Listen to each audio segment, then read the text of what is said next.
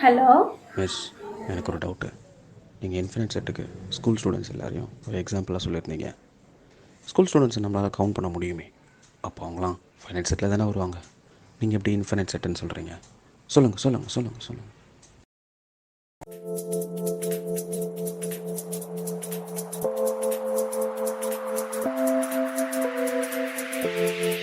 பார்த்தீங்க அப்படின்னா நான் ப்ரீவியஸ் வீடியோவில் ஸ்கூலை கம்பேர் பண்ணி உங்களுக்கு பிக்சர்ஸாக நம்ம பார்த்த அந்த 8 டைப்ஸ் ஆஃப் செட்ஸையும் எக்ஸ்பிளைன் பண்ணியிருந்தேன். அதில் என்ன சொல்லியிருந்தேன் அப்படின்னா, இன்ஃபைனைட் செட்டுக்கு நான் சொல்லியிருந்த எக்ஸாம்பிள், ஓவரால் ஸ்கூல்ஸில் இருக்க ஓவரால் ஸ்டூடெண்ட்ஸ் என்ன அப்படின்னு கேட்டால் நம்மளால் எக்ஸாக்டாக கவுண்ட் சொல்ல முடியாது, அது மட்டும் இல்லாமல் இருக்கும். ஸோ அதனால் இன்ஃபைனைட்டில் வரும் அப்படின்னு சொல்லியிருந்தேன். அதுக்கு நம்மளோட காலர் ஒரு டவுட் கேட்டிருந்தாங்க. அதாவது அந்த டவுட் என்ன அப்படின்னா, இப்போ நம்ம டேட்டாலாம் கலெக்ட் பண்ணோம் அப்படின்னா ஸ்கூல்ஸில் இருக்க ஸ்டூடெண்ட்ஸ் என்னங்கிறது நம்ம வந்து கிடச்சிருமே, அப்போ அது எப்படி இன்ஃபைனைட்டில் வரும், ஃபைனைட் தானே வரும் அப்படிங்கிறது. ஸோ அதில் இப்போ நான் ஒரு பர்டிகுலர் இயர் வரைக்கும், ஃபார் எக்ஸாம்பிள் 2020 வரைக்கும் இருக்க ஸ்கூல்ஸில் இருக்க ஸ்டூடெண்ட்ஸ் எவ்வளோ அப்படின்னு கேட்கும்போது நம்மளால் டேட்டா கலெக்ட் பண்ண முடியும். அப்போ இன் தட் கேஸ் என்னால் இதான் கவுண்ட் அப்படின்ட்டு சொல்ல முடியும். அப்போ அது ஃபைனைட். ஆனால் நான் இந்த இயர் வரைக்கும் தான், இந்த லிமிட் தான் அப்படின்ட்டு எதுவுமே சொல்லாமல் ஜென்ரலாக ஓவராலாக இருக்க ஸ்கூல்ஸ்னு பார்க்கும்போது ஒரு இயரும் ஸ்கூல்ஸ் நிறைய பில்ட் ஆகிக்கிட்டே இருக்குது, ஸ்டூடெண்ட்ஸ் நிறைய ஜாயின் பண்ணிகிட்டே இருக்காங்க. ஸோ நான் ஒரு லிமிட் இல்லாமல் கேட்கும்போது அது இன்ஃபைனைட்டில் தான் வரும். இதே தான் நான் வந்து கேரம் போர்ட்லேயும் சொல்லியிருந்தேன் ஃபஸ்ட்டில் போன வீடியோவில். ஓவரால் வேர்ல்டில் இருக்க எல்லாம் கேரம்னு பார்க்கும்போது சேம் தான். இந்த பர்டிகுலர் இயர் வரைக்கும் இருக்கிற கேரம் போர்டில் எவ்வளோ பேர் எவ்வளோ கேரம் வாங்கியிருக்காங்க, அதில் எவ்வளோ காயின்ஸ் இருக்குன்னா சொல்ல முடியும். நான் ஒரு இயரை எண்டாக சொல்லாமல் ஜென்ரலாக கேட்கும்போது இன்ஃபைனைட்டில் தான் வரும், ஃபைனைட்டில் வராது. ஸோ நம்ம இப்போ லாஸ்ட் வீடியோவில் காலர் கேட்ட டவுட்டை கிளியர் பண்ணிட்டோம். Hope the doubt is clear. இப்போ நம்ம வீடியோக்குள்ளே போகலாம். Hello friends, welcome to our channel math the master.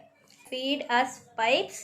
இந்த ஃபீட் அஸ் பைப்ஸ்னால் என்ன, இதில் இருக்கிற அந்த 11 செட்ஸ் என்னென்னு தெரிஞ்சுக்கணும் அப்படின்னா நீங்கள் போன வீடியோ பாருங்கள், அதில் நான் உங்களுக்கு எக்ஸ்பிளைன் பண்ணியிருக்கேன். அதோட லிங்க் டிஸ்கிரிப்ஷனில் இருக்குது. இதில் இருக்க இந்த 11 செட்ஸ்லேருந்து 8 செட்ஸை நான் உங்களுக்கு ப்ரீவியஸ் வீடியோவில் எக்ஸ்பிளைன் பண்ணியிருந்தேன். ரிமைனிங் இருக்க 3 செட்ஸ் நெக்ஸ்ட் வீடியோவில், அதாவது இந்த வீடியோவில் நான் உங்களுக்கு கம்பேர் பண்ணி அதோட டிஃப்ரென்சஸும் ரிலேஷன்ஷிப்பையும் சொல்லித்தரேன் அப்படின்னு சொல்லியிருந்தேன். ஸோ இப்போ அந்த 3 செட்ஸ், அதாவது subset, proper subset and power set, அதை 3 நம்ம இந்த வீடியோவில் பார்க்க போகிறோம். இந்த வீடியோ எண்டில் ஓவரால் இருக்கிற அந்த 11 செட்ஸை நம்ம ஒரு ரீகால் பண்ணிக்கலாம். இப்போ நம்ம சப்செட் அண்ட் ப்ராப்பர் சப்செட்னால் என்ன அப்படிங்கிறத கம்பேர் பண்ணி பார்க்கலாம். அதுக்கு எக்ஸாம்பிளாக நான் 2 செட் எடுத்திருக்கேன். அது என்ன அப்படின்னு பார்த்தீங்கன்னா, A equal to 2, 4, 6 and B equal to 2, 4, 6, 8, 10. இதுதான் அந்த 2 செட்.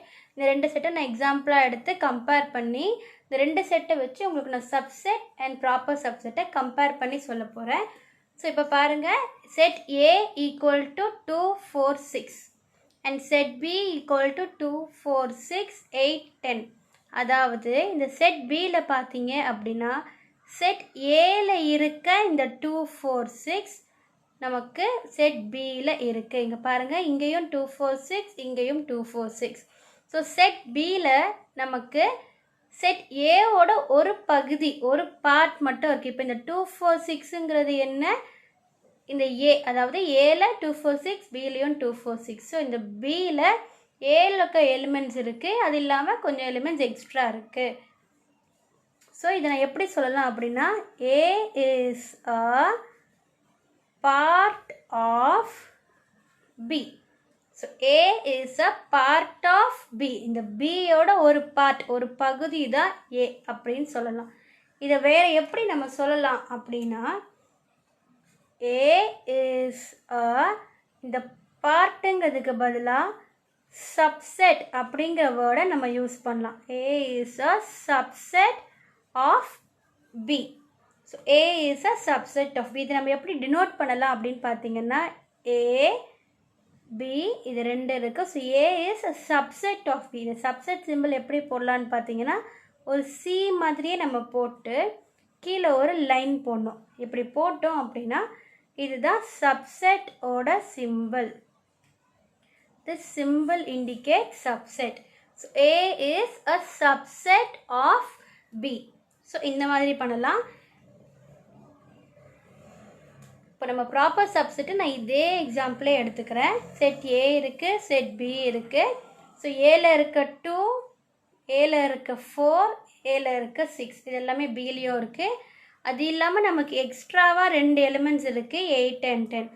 ஸோ இந்த மாதிரி ஒரு செட்டோட ஒரு பார்ட் அதில் இருந்து அது இல்லாமல் ஒரு மெயின் இருக்குது, அதாவது ஒரு மெயின் செட், இது அப்படியே ஒரு மெயின் செட், நமக்கு எக்ஸ்ட்ரா எலிமெண்ட்ஸ் கொஞ்சம் இருக்குது.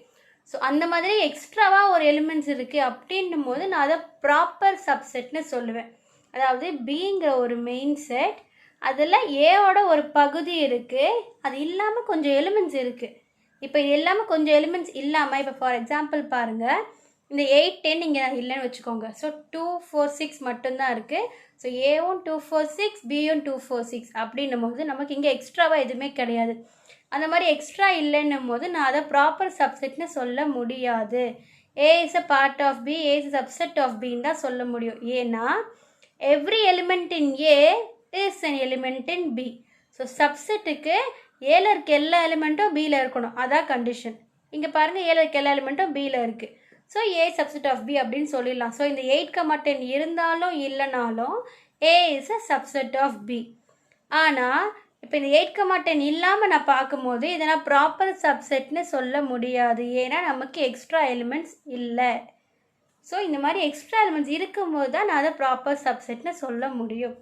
ஸோ இன் திஸ் கேஸ் நமக்கு எக்ஸ்ட்ரா எலிமெண்ட்ஸ் இருக்கிறதுனால ஐ can say this as proper subset. எதை? ஏவை நான் பியோட ப்ராப்பர் சப்செட்னு சொல்லலாம். So A is a proper subset of B. இதை நான் எப்படி எடுத்து எழுதலாம், என்ன சிம்பிள் எடுத்து எழுதலாம் பார்த்தீங்க அப்படின்னா, ஏ ப்ராப்பர் சப்செட் சிம்பிள் எப்படி போடணும் அப்படின்னா சி மாதிரி போடணும், அவ்வளவுதான். ஸோ சப்செட்டுக்கு நான் சி மாதிரி போட்டு கீழே ஒரு லைன் போடுறேன். ஆனால் ப்ராப்பர் சப்செட்டுக்கு ஜஸ்ட் அந்த சி மட்டும்தான் போடுறேன், கீழே லைன் வராது. So this symbol indicates proper subset. So பார்த்தீங்க அப்படின்னா ப்ராப்பர் சப்செட்டோட மெயின் கண்டிஷன் என்ன அப்படின்னா, 2 செட் இருக்குது, அதில் ஒரு பெரிய செட்டு இருக்குது, அந்த பெரிய செட்டில் இன்னொரு செட்டோட ஒரு குட்டி பார்ட் இருக்குது. அது இல்லாமல் எக்ஸ்ட்ரா எலிமெண்ட்ஸ் இருந்தால் மட்டும்தான் நான் அதை ப்ராப்பர் சப்செட்டுக்கு கண்டிஷனாக எடுத்துக்க முடியும். அப்படி இல்லை அப்படின்னா அது just subset. A is a subset of B, அவ்வளவுதான். நான் A is a proper subset of பின்னு இந்த 8, 10 இல்லைனா சொல்ல முடியாது. ஸோ எக்ஸ்ட்ரா எலிமெண்ட்ஸ் இருக்கணும். இந்த மாதிரி ஒரு செட், ஒரு மெயின் செட் இருக்குது கரெக்டாக. இப்போ ஏ வந்து பியோட ஒரு பாதியாக இருக்குது, அது இல்லாமல் எக்ஸ்ட்ரா நமக்கு 8, 10 இருக்குது. இந்த மாதிரி ஒரு மெயின் செட் இருக்கும்போது அதை நான் சூப்பர் செட் அப்படின்னு சொல்லுவேன். இப்போ பாருங்கள், நான் இன்னொரு ஒரு எக்ஸாம்பிள் எடுத்துக்கிறேன். Set A equal to 2, 4, 6 and set B equal to 6, 4, 2 இந்த மாதிரி எடுத்துக்கிறேன்.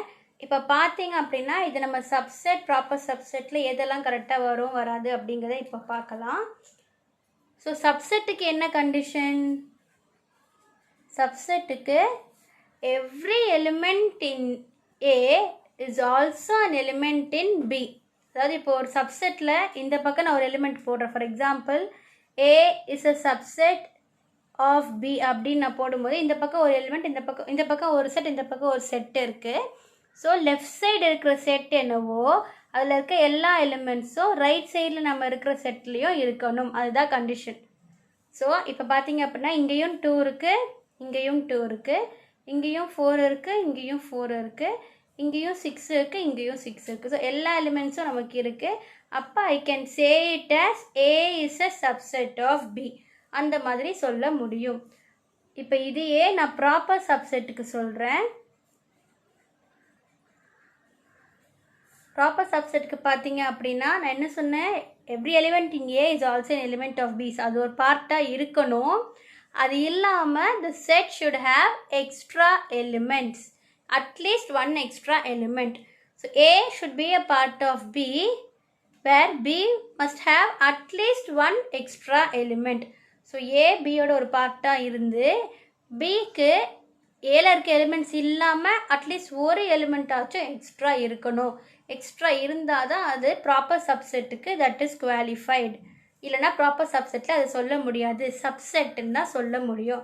இப்போ இங்கே பாருங்கள், 2 இங்கேயும் இருக்குது, இங்கேயும் 2 இருக்குது, இங்கேயும் 4 இருக்குது, இங்கேயும் 4 இருக்குது, இங்கேயும் 6 இருக்குது, இங்கேயும் 6 இருக்குது. வேறு ஏதாவது எக்ஸ்ட்ரா எலிமெண்ட் நமக்கு இங்கே இருக்கா? இல்லை, கிடையாது. ஸோ அப்போ இது ப்ராப்பர் சப்செட்டில் வராது. அப்போ how will I write this? A is not a proper subset of B. அதாவது ப்ராப்பர் சப்செட் சிம்பிள் சியை போட்டு ஒரு ஸ்லாஷ் பண்ணோம் அப்படின்னா அது not a proper subset. So A is not a proper subset of B அப்படின்ட்டு சொல்லலாம். இப்போ பாருங்கள், நான் இந்த செட் இப்போ நம்ம சப்செட்டுக்கு பார்த்தோம் இல்லையா? ஸோ அதையே நான் திருப்பி எடுத்து எழுதுகிறேன். A ஈக்குவல் டு 2 4 6 இருக்குது. B ஈக்குவல் டு நான் வந்து 1 2 4 6 அப்படின்னு ஒரு செட் எடுக்கிறேன்னு வச்சுக்கோங்க. ஸோ இந்த மாதிரி இப்போ நம்ம சப்செட்டுக்கு ஒரு எக்ஸாம்பிள் பார்த்தா மாதிரி இப்போ ப்ராப்பர் சப்செட்டுக்கு நான் உங்களுக்கு ஜஸ்ட் அது கம்பேர் பண்ணுறதுக்காக நான் இதை எக்ஸாம்பிளாக எடுத்துக்கிறேன். ஸோ இப்படி ஒரு செட் இருக்குது அப்படின்னு பார்க்கும்போது இப்போ ஏலையும் நமக்கு 2 இருக்குது, பிலையும் 2 இருக்குது, ஏலையும் 4 இருக்குது, பிலையும் 4 இருக்குது, ஏலையும் 6 இருக்குது, பிலையும் 6 இருக்குது. அது இல்லாமல் நமக்கு பியில் 1 அப்படிங்கிற ஒரு எலிமெண்ட் எக்ஸ்ட்ரா இருக்குது. அந்த மாதிரி எக்ஸ்ட்ரா இருந்தது அப்படின்னா அது ப்ராப்பர் சப்செட்னு சொல்லலாம். ஸோ இந்த மாதிரி இருக்கும்போது நான் A is a proper subset of B அப்படின்ட்டு சொல்லுவேன். எக்ஸ்ட்ரா எலிமெண்ட் இருந்ததுன்னா ப்ராப்பர் சப்செட், இல்லைன்னா சொல்ல முடியாது.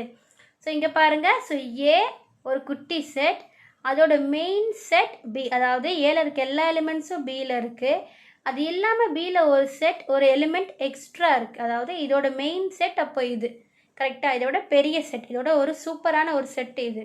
ஸோ அந்த மாதிரி இருக்கிற அந்த செட்டை நான் சூப்பர் செட் அப்படின்னு சொல்லலாம். அதாவது ஏல இருக்க எல்லா எலிமெண்ட்ஸும் இங்கே நமக்கு பியில் இருக்குது. பாருங்கள், 2 4 6 டிக் போட்டிருக்கேன், எல்லாமே நமக்கு இதில் இருக்குது. அது இல்லாமல் எக்ஸ்ட்ரா ஒரு எலிமெண்ட் இருக்குது. அந்த மாதிரி எக்ஸ்ட்ரா எலிமெண்ட் இருந்தால் I can say it as super set.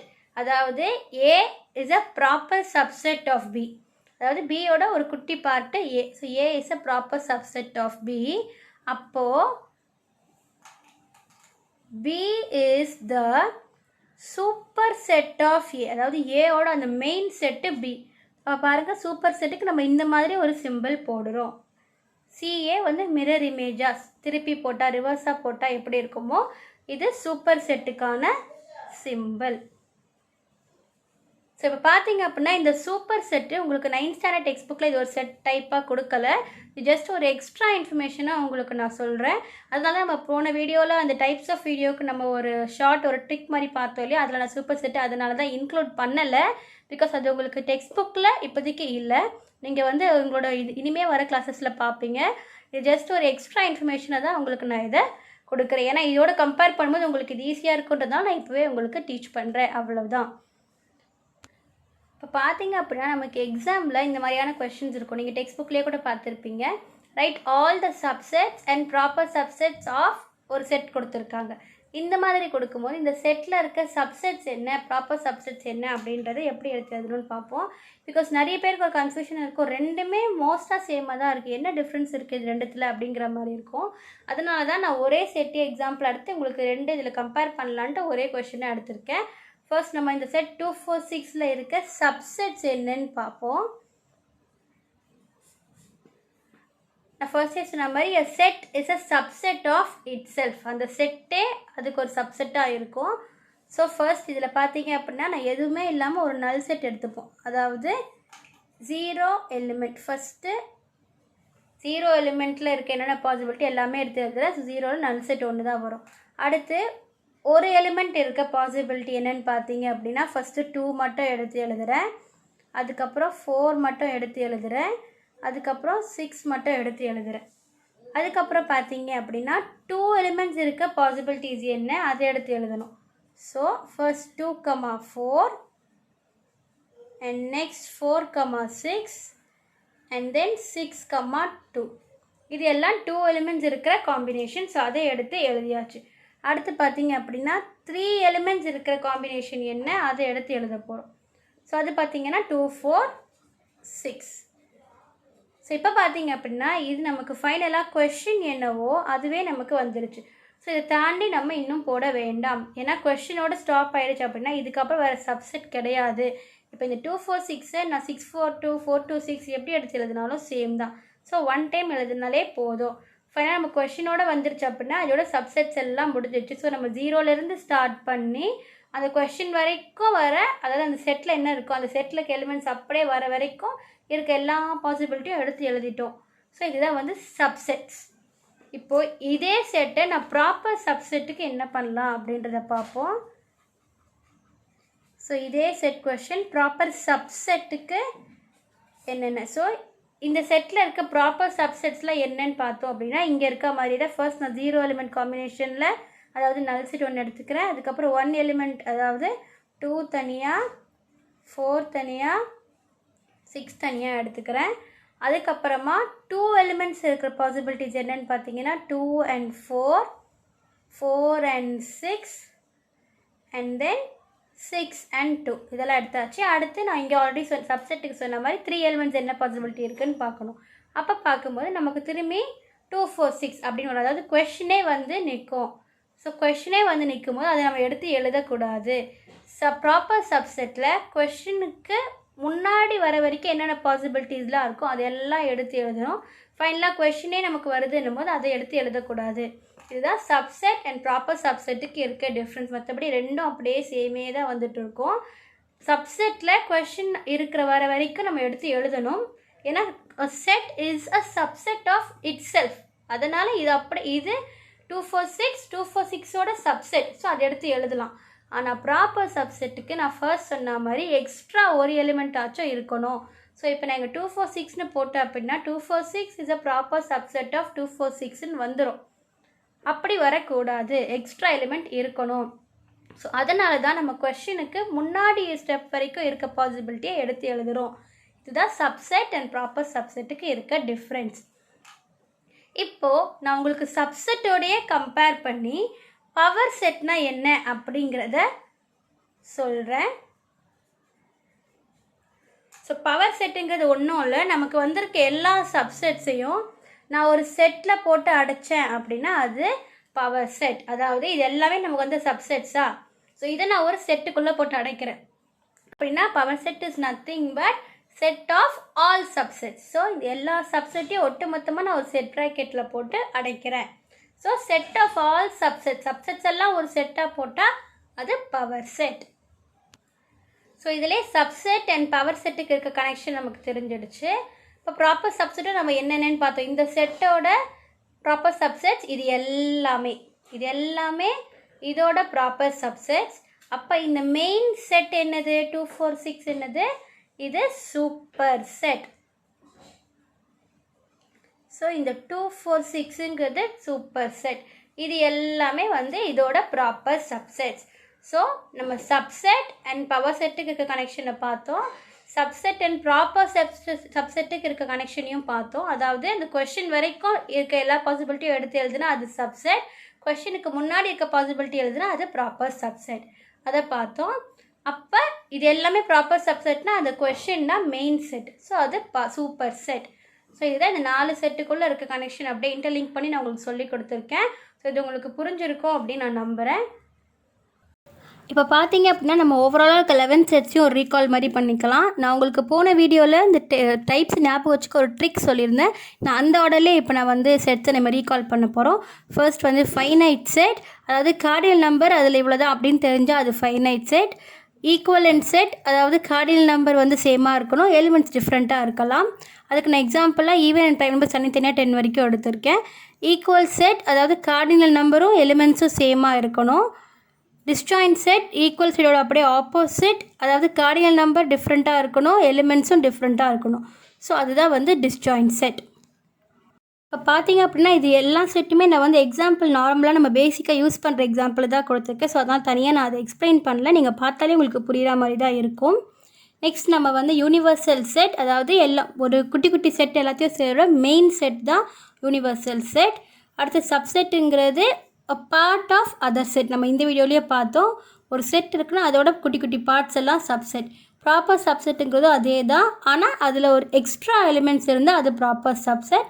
Infinite செட்னா கார்டினல் நம்பர் இருக்காது, போய்கிட்டே இருக்கும். நெக்ஸ்ட்டு பவர் செட், அதாவது சப்செட் எல்லாம் ஒன்று சேர்த்து ஒரு செட் மாதிரி போட்டோம் அப்படின்னா அது பவர் செட். எம்டி செட்னா எலிமெண்ட்ஸ் இருக்காது. அதுக்கப்புறம் சிங்கிள்டன் செட்னா 1 எலிமெண்ட் இருக்கும். இது எல்லாமே நான் எக்ஸாம்பிள், நார்மல் எக்ஸாம்பிள் கொடுத்துருக்கேன். ஸோ பார்த்தாலே உங்களுக்கு புரிஞ்சிடும். இப்போ பார்த்தீங்க அப்படின்னா நம்ம ப்ரீவியஸ் வீடியோவில் 8 டைப்ஸ் ஆஃப் செட்ஸும் இந்த வீடியோவில் 3 டைப்ஸ் ஆஃப் செட்ஸும், அதாவது ஓவராலாக 11 டைப்ஸ் பார்த்துருக்கோம். இந்த 11 டைப்ஸ் ஆஃப் செட்ஸை பேஸ் பண்ணி நான் கொஷின்ஸ் ரெடி பண்ணி கூகுள் ஃபார்ம் லிங்க் வந்து டிஸ்கிரிப்ஷனில் போட்டிருக்கேன். அதை கிளிக் பண்ணி அட்டென்ட் பண்ணிங்க அப்படின்னா உங்களுக்கே ஒரு செல்ஃப் அனாலிசிஸாக இருக்கும். நீங்கள் சப்மிட் கொடுத்ததும் உங்களுக்கு உங்கள் ஸ்கோர் காமிச்சிடும். ஸோ அதை அட்டென்ட் பண்ணுங்கள். All the best. தேங்க்யூ.